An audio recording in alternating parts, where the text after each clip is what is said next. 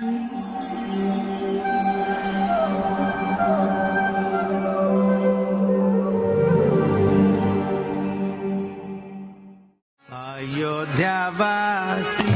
राम राम राम दशरथ नंदन राम। हरे कृष्ण। भगवान राम को मर्यादा पुरुषोत्तम भी कहा जाता है। मर्यादा पुरुषोत्तम श्री राम, क्योंकि वे विषम परिस्थितियों में भी सदैव नीति सम्मत रहे। उन्होंने वेदों और मर्यादा का पालन करते हुए एक सुखी एवं समृद्ध राज्य की स्थापना की।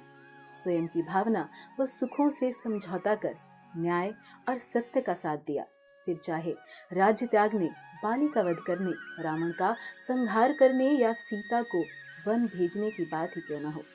हमारे वक्ता श्रीमान विश्वरूप प्रभु जी मर्यादा पुरुषोत्तम श्री राम के दिव्य चरित्र से हमें अवगत करवाएंगे। श्रीमान विश्वरूप प्रभु जी ब्रह्म मध्व गौड़ीय संप्रदाय में परम पूज्य राधानाथ स्वामी महाराज के ब्राह्मण दीक्षा प्राप्त शिष्य हैं। उन्होंने मुंबई विश्वविद्यालय के ग्रांट मेडिकल कॉलेज एवं जे हॉस्पिटल से सन 1985 में MBBS की डिग्री प्राप्त की। सन 2007 में उन्होंने सैन डिएगो, कैलिफोर्निया से palliative care and hospice administration की फेलोशिप की डिग्री प्राप्त की। वे श्री चैतन्य सेवा ट्रस्ट के ट्रस्टी हैं, जो कि 12 अस्पतालों का संचालन कर रहा है। वर्तमान में वे भक्ति वेदांत अस्पताल एवं संशोधन संस्थान समूह के डिप्टी डायरेक्टर हैं तथा वे स्पिरिचुअल केयर प्रशिक्षण एवं शिक्षा विभाग के प्रमुख भी हैं।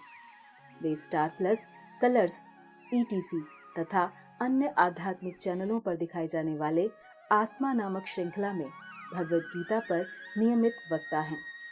तो आइए श्रवण करते हैं मर्यादा पुरुषोत्तम श्री राम के विषय में श्रीमान विश्वरूप प्रभु जी के मुखारविंद से। धन्यवाद। हरे कृष्ण। हरे कृष्णा। कथानक को आगे बढ़ाते हुए दशरथ राजा का अश्वमेध यज्ञ संपन्न हुआ और श्रृंगी राजा श्रृंगी ऋषि के नेतृत्व में वशिष्ठ मुनि के उत्कृष्ट व्यवस्थापन में आखिर पुत्र कामेष्टि यज्ञ का आरंभ हुआ। इस यज्ञ की वेदी गरुड़ के आकार की थी।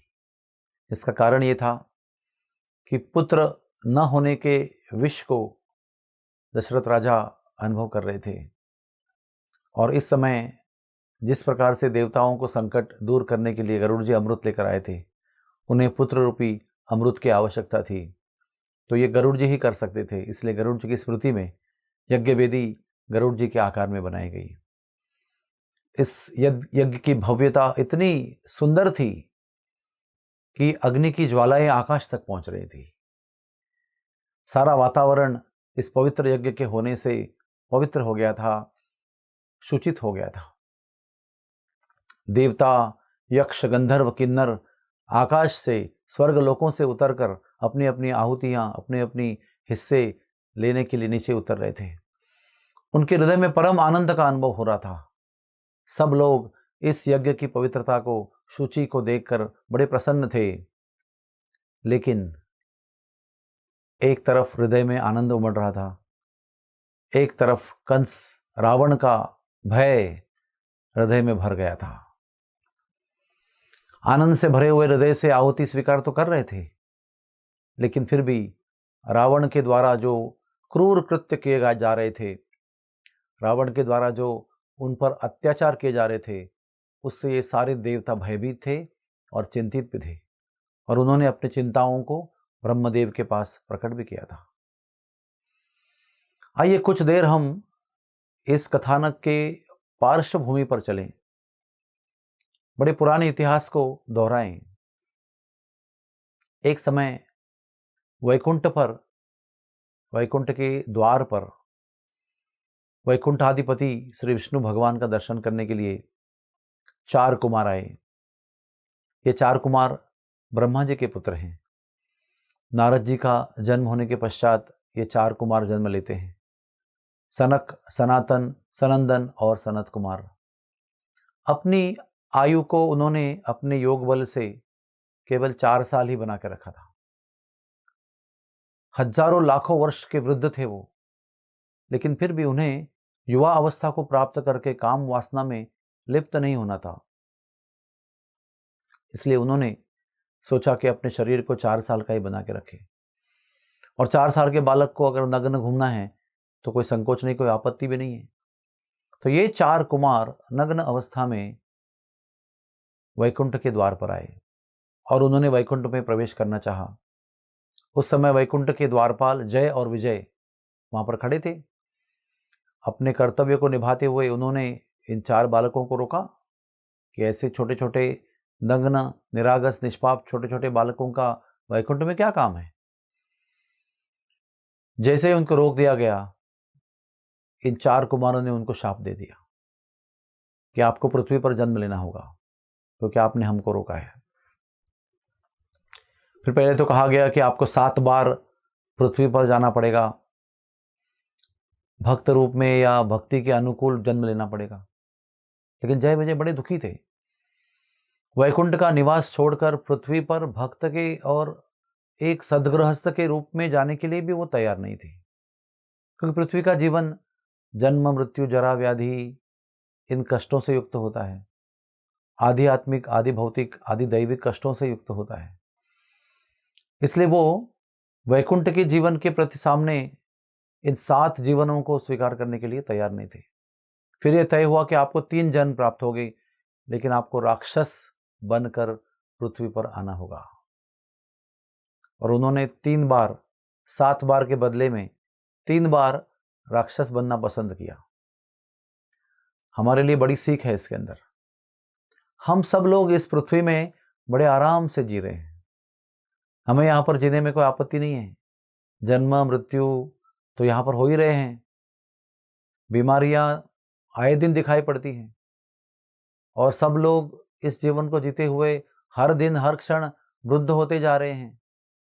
मन के द्वारा कष्ट हैं, अन्य जीवों के द्वारा कष्ट प्राप्त हो रहे हैं, प्रकृति के द्वारा कष्ट प्राप्त हो रहे हैं। कभी अकाल, कभी अतिवृष्टि, कभी कड़ी धूप, कभी ठंड, कभी भूकंप, कभी आतंक। इसके बावजूद भी हम सब यहाँ पर आनंद का अनुभव कर रहे हैं, सोच रहे हैं कि हम आनंदी हैं, सुखी हैं।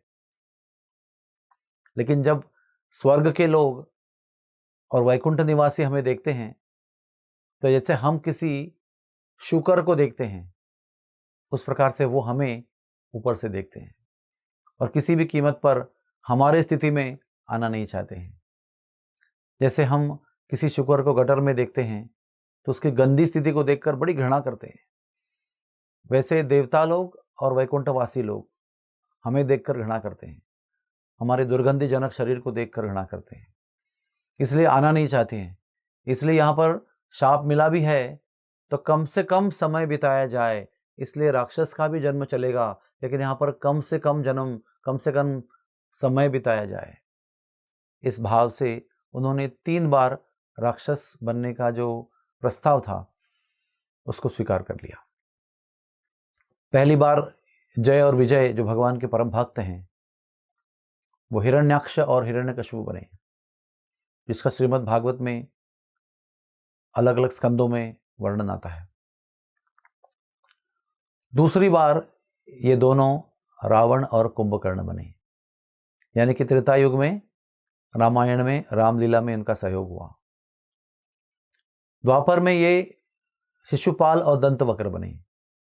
इसका अर्थ होता है कि द्वापर में जब श्री कृष्ण भगवान आए तब उनकी लीला में इनका सहभाग हुआ, और कलयुग में जब श्री चैतन्य महाप्रभु भगवान कृष्ण भक्त रूप में आए, चैतन्य महाप्रभु बनकर आए, हरिनाम संकीर्तन किया, तो फिर दोनों ये दो जो जय विजय थे वो जगाई और बधाई के रूप में आए, तो फिर इनका उद्धार हुआ। इसके बीच में एक विशेषता है कि भगवान ऐसा क्यों करते हैं, क्योंकि वैकुंठ में भगवान की जो वीर रस की जरूरत है उसकी तृप्ति नहीं होती। भगवान के धाम में कोई किसी को बैर तो करता नहीं है, कोई द्वेष तो होता नहीं है। तो भगवान की जो वीर रस की जिजीविषा है, जो युद्ध करने की जिजीविषा है, जो सही वास्तव रूप में युद्ध करने की जो इच्छा है वो वहाँ पर पूर्ण नहीं होती है, तो वो अपने ही भक्तों को लीला के माध्यम से पृथ्वी पर राक्षसों के रूप में भेजते हैं और फिर वास्तविक रूप में द्वेष, द्वेष, उत्साह और वीर रस के साथ में उनके साथ में युद्ध खेलते हैं, उनका वध करते हैं और अपनी वीर रस की पूर्ति कर लेते हैं। इसीलिए जय विजय ने कोई पाप नहीं किया था, लेकिन भगवान को पृथ्वी तल पर जाकर इस अनोखे रस का अनुभव करने की इच्छा होती रहती है, होती थी, हो भी रहती है। इसलिए भगवान ने जय विजय का निमित्त बनाकर अनेकों बार लीला किया। तो ये जय विजय का आख्यान श्रीमद् भागवत में आता है और जिससे हम समझ सकते हैं कि रावण और कुंभकर्ण कौन थे। इसके आगे हम देखते हैं कि रावण का पूर्व इतिहास क्या है। सुमाली नाम का राक्षस था, उसको एक कन्या थी। अभी हम शास्त्रों में पढ़ते हैं अनादिकाल से देवासुर संग्राम, देवासुर द्वेष, देवासुर कलह ये होते ही रहता है।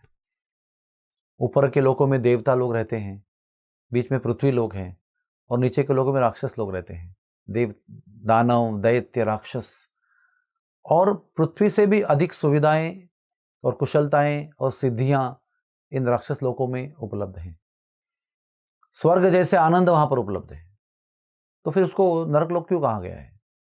इसका कारण यह है कि सब सारा ऐश्वर्य होने के बावजूद भी इन लोकों में रहने वाले लोग जो होते हैं भगवान से प्रतिकूल होते हैं, भगवान से विमुख होते हैं, भगवान से द्वेष करते हैं, भगवान से संघर्ष करते हैं, भगवान से प्रतिस्पर्धा करते हैं, भगवान के भक्तों से द्वेष करते हैं।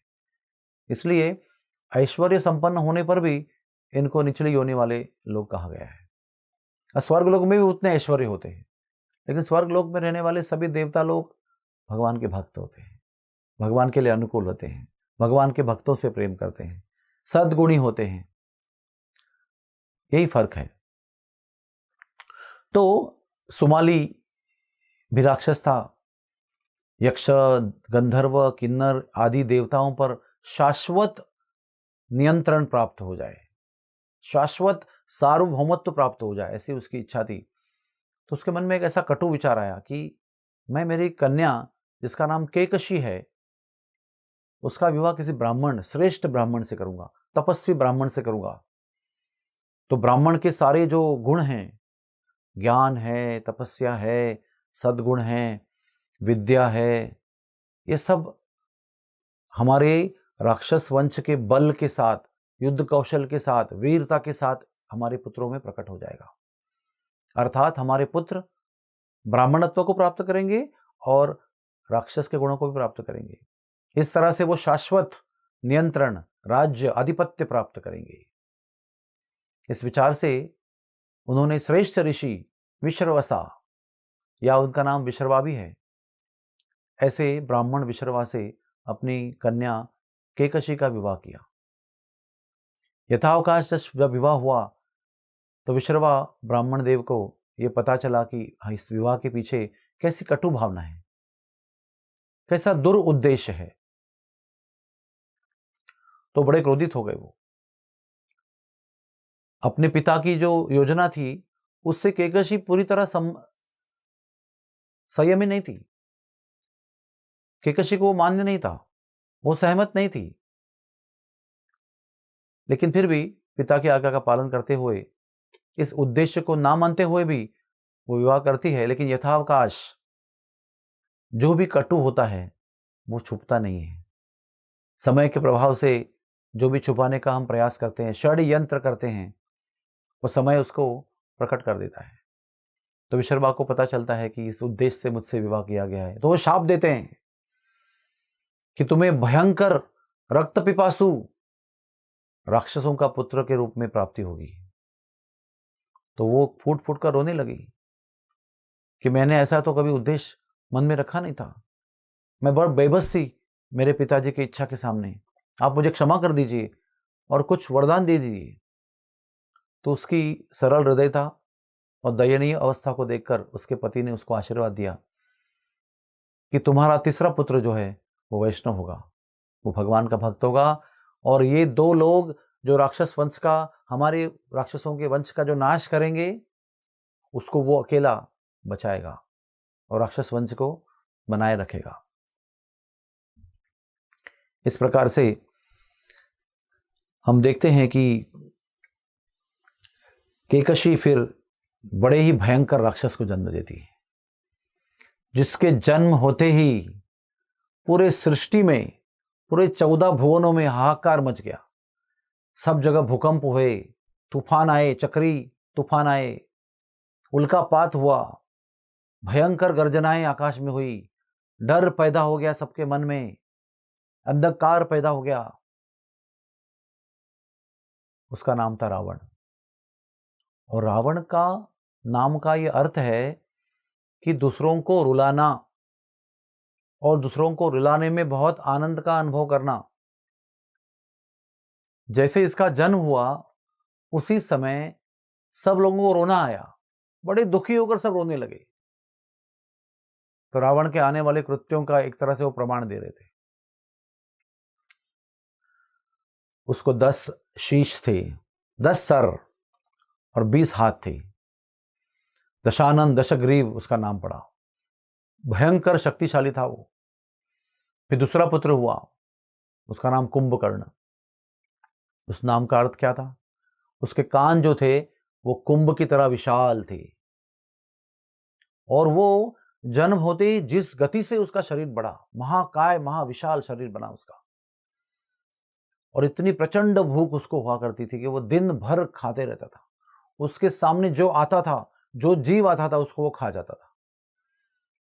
उसके केवल होने से सब जीवों को कष्ट होने लगा, इतनी भयंकर उसकी स्थिति थी। अब कान जिसके विशाल होते हैं वो एक तरह से भाग्यवान मानते हैं, क्योंकि आम व्यक्ति जितना सुनेगा उससे अधिक ये व्यक्ति सुनेगा बड़े कानों से, और जितना अधिक सुनेगा उतना अधिक ज्ञान प्राप्त करेगा, अधिक ज्ञानी बनेगा। तो वैसे तो कुंभकर्ण होना एक तरह से भाग्यवान बात है, भाग्य की बात है, लेकिन ये व्यक्ति के लिए ये भाग्य की बात नहीं थी, क्योंकि उसकी मति पूरी तरह से भ्रष्ट थी। मति और बुद्धि जब भ्रष्ट होती है तो अच्छे विचार सुनने पर भी उसका जो तात्पर्य वो निकलता है वो गलत निकलता है, वो दुर्दशा में उसका रूपांतर होता है। जैसे आजकल के आतंकवादी लोग होते हैं, वो बहुत सुंदर, बहुत प्रगत शास्त्र का अनुभव करते हैं, सीखते भी हैं, लेकिन उसका प्रयोग गलत काम के लिए करते हैं, असत्य के लिए काम के लिए करते हैं, जगत विनाश के लिए उसका उपयोग करते हैं। उसी तरह से अच्छी बात सुनने पर भी अगर बुद्धि भ्रष्ट होती है तो फिर अच्छी बात सुनने का भी लाभ न होते हुए नुकसान हो जाता है। कुंभकर्ण का अस्तित्व उस प्रकार से था। कान तो थे, सबसे श्रेष्ठ इंद्रिय है वो, सबसे अधिक ज्ञान कर्ण से हम प्राप्त करते हैं, वही उसके इतने विशाल थे, फिर भी वो बहुत विनाशकारी मनोवृत्ति का था। उसके बाद में तीसरा पुत्र जो हुआ उसका नाम विभीषण रखा गया। ये व्यक्ति भगवान का भक्त था, श्री विष्णु का भक्त वैष्णव था। इसका नाम विभीषण क्यों पड़ा? क्योंकि उसको हमेशा एक चिंता बनी रहती थी। वो क्या चिंता थी? कि कोई भीषण कृत्य मेरे हाथ से ना हो, कोई वेदों के विरुद्ध कृत्य मेरे हाथ से ना हो, कोई अयोग्य कृत्य, कोई अकल्याणकारी कृत्य मेरे हाथ से ना हो, इसकी चिंता उसको हमेशा बनी रहती थी, इसलिए उसका नाम था विभीषण। और फिर चौथी कन्या प्राप्त हुई, उसका नाम रखा गया शूर्पणखा। उसका अर्थ क्या है? जिसके नाखून जो थे वो सुपड़े की तरह बड़े थे, इतने विशाल नाखून थे, बहुत तीक्ष्ण धारदार उसके नाखून थे, और वो बड़ी कुरूप थी, बड़ी दुष्ट स्वभाव की थी, बड़ी कोपिष्ट थी, क्रोधित भाव था उसका हमेशा, और पाप से भरी हुई थी। इतना भयंकर उसका बेढब शरीर था, इतनी कुरूप थी वो, उसके दांत ऐसे बाहर आ रहे थे, ऐसे कर्रे झाड़ू की तरह उसके बाल थे, ऐसे नगाड़े की तरह उसका पेट था। कोई देखे ही डर जाए, स्त्री होने पर भी, बाल अवस्था में भी, युवावस्था में भी उसको बहुत देखकर डर जैसा महसूस होता था। ऐसी शूर्पणखा थी। फिर विश्रवा मुनि को एक और पत्नी भी थी, जिसको पुत्र प्राप्त हुआ विश्रवा मुनि के द्वारा। उसका नाम था कुबेर। और ये ब्राह्मण पुत्र, ब्राह्मणी के पुत्र ये एक राक्षसी थी केकशी, लेकिन वो ब्राह्मणी थी, तो उसका पुत्र कुबेर देवता बन गया, ये लोग राक्षस बन गए।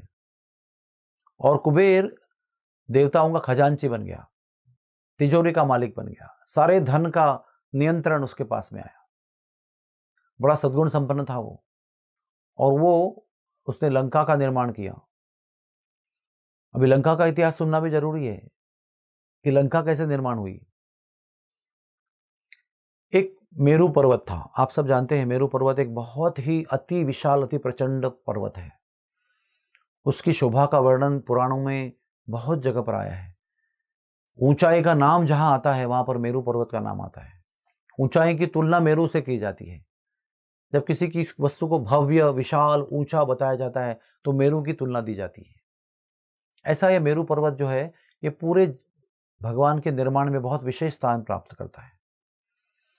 तो एक बार क्या हुआ, दो गंधर्वों में विवाद हुआ। वो ऐसे ही बैठ के विवाद कर रहे हैं, जैसे कि हम देखते हैं ट्रेन में लोग चलते हैं, हवाई जहाज में बैठे हैं तो राजनीति पर चर्चा करते हैं, कौन सी पार्टी अच्छी है, कौन सी पार्टी बुरी है। दोनों में से कोई पार्टी में नहीं है, फिर भी अपना अपना मत व्यक्त करके, वाद विवाद करके, बड़ी बड़ी आवाज से ट्रेन में, हवाई जहाज में बात करते रहते हैं। वैसे दो किसी अन्य देवताओं के बारे में ये दो गंधर्व बैठकर चर्चा कर रहे हैं। चर्चा का रूपांतर विवाद में हुआ। और क्या चर्चा कर रहे थे कि वासुकी नाम का नाग अधिक बलवान है कि वायुदेव अधिक बलवान है। वासुकी और वायुदेव इस विवाद में उपस्थित नहीं है। दो गंधर्व दोनों का पक्ष लेकर वाद विवाद कर रहे हैं, अधिक बलवान कौन है। तो एक गंधर्व वासुकी का गौरव करता है कि देखो वासुकी कितना बलवान है। जब समुद्र मंथन जब हुआ था तो वासुकी को डोरी बनाकर बुलाया गया था। उस मंदार पर्वत को मंथन करने के लिए, मंदार पर्वत का उपयोग करके समुद्र का मंथन करने के लिए वासुकी को बुलाया गया। फिर भगवान ने मत्स्य अवतार लिया, तभी भी वासुकी को बुलाया गया। इतना महान उसका योगदान है। तो वायुदेव के बारे में दूसरे गंधर्व ने बखान करना शुरू किया कि वायुदेव इतने तेज हैं कि वो पहाड़ों को उखाड़ के ले जाते हैं, पूरे विश्व में व्याप्त हैं, वायु के बिना जीवन नहीं चलता है। 12 प्रकार का रूप धारण करके हर शरीर के कोने कोने में, हर जोड़ में वायु प्रवेश करके जीवन को चलाते हैं।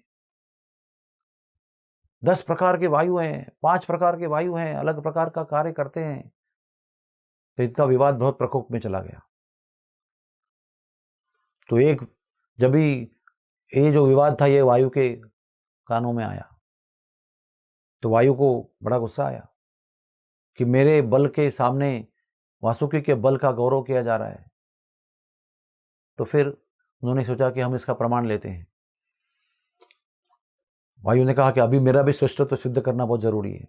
वासुकी ने सोचा मेरा भी श्रेष्ठत्व सिद्ध करना जरूरी है।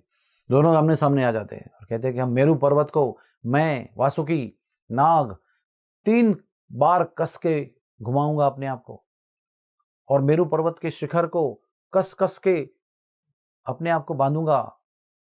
फिर आप आइए और अपने वायु के बल से मुझे मेरा जो कस कर बंधना है उसको निकालने का प्रयास करेंगे, मुझे निकाल के फेंकने का प्रयास करेंगे। इस प्रकार से वासुकी ने मेरू पर्वत को 3 बार कसा और वायुदेव ने तूफान हवा चलाकर उसको उखाड़ने का प्रयास किया। एक बात उसमें रह गई, मेरू पर्वत की आज्ञा लेना भूल गए।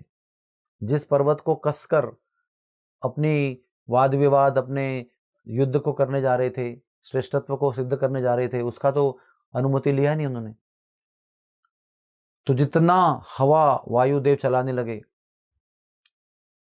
उतना कस के वासुकी ने उसको बांधना शुरू किया। इससे मेरू पर्वत को बड़ा दर्द होने लगा। इतनी तूफानी शक्ति, इतनी कसने की शक्ति, इसमें उनको भयंकर वेदना हुई और भयंकर वेदना से उसने ब्रह्मदेव को पुकारा। तो ब्रह्मदेव ने आकर फिर कहा कि अरे तुम दोनों देवता इतने महान हो, अपनी अपनी जगह पर श्रेष्ठ हो, तुम्हें अपनी शक्ति का उपयोग विधायक कार्यों के लिए करना चाहिए, किसी के अनर्थ के लिए करना नहीं चाहिए, किसी को कष्ट प्राप्त हो इसलिए करना नहीं चाहिए, स्वार्थ के लिए नहीं करना चाहिए। इस तरह से परामर्श देकर ब्रह्मदेव ने वहां प्रकट होकर दोनों ही देवताओं को शांत किया। और जब कसा हुआ, 3 बार पेचकस दिया हुआ जो बंधन था उसको जब उन्होंने छोड़ दिया तो वो हिस्सा जो 3 बार कसने की जगह से ऊपर था, उसमें 3 शिखर थे, वो उत्साह मेरू से निकलकर समुद्र में गिर गया। उसमें 3 शिखर थे, तो उसका नाम त्रिकूट पर्वत पड़ गया। और ये त्रिकूट पर्वत समुद्र में गिरा, जो आज हमारे हिंदी महासागर में स्थित है।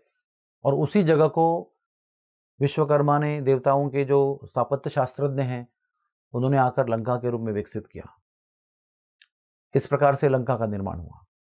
और ये लंका में इतना प्राकृतिक सौंदर्य था, इतना दिव्य ऐश्वर्य था, हर प्रकार के आनंद के साधन लंका में उपस्थित थे। इसलिए लंका फिर विश्वकर्मा ने कुबेर के लिए निर्माण किया, लेकिन कुबेर ने इस प्रकार से उसको खोल दिया कि सारे देवतागण अपने श्रम